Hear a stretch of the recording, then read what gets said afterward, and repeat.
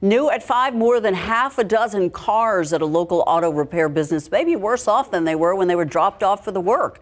San Antonio arson investigators are now saying that someone came in there, they vandalized the cars, setting fire even to some of those vehicles. As Katrina Weber reports, the search is now on for the person that torched those vehicles. A camera at a neighboring business captured the action, sparks, and what sounded like mini explosions. The person who caused this fiery scene, though, got away, leaving behind a mess that workers at Amco Transmissions would try their best to clean up.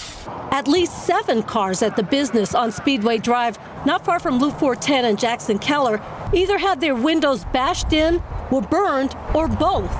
Arson investigators believe someone did it intentionally, bringing fire crews to the area around 6 this morning. I saw this big old black smoke, and it was big, it was huge, and then sparks started flying. Timothy Mascoro says he was down the street when he first noticed the trouble, though he usually stays in the drainage ditch right near the shop. There's been a lot of crime around here.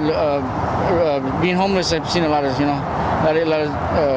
stuff going on. There doesn't seem to be any rhyme or reason to the damage. We have cars that are torched, battered, and broken, and then one that's untouched. So far, investigators have not found anyone who actually saw the vandal in action, but they plan to look at surveillance video for clues about who did this. Mascoro, meanwhile, has ideas about why. A business deal or something, or it could just be mad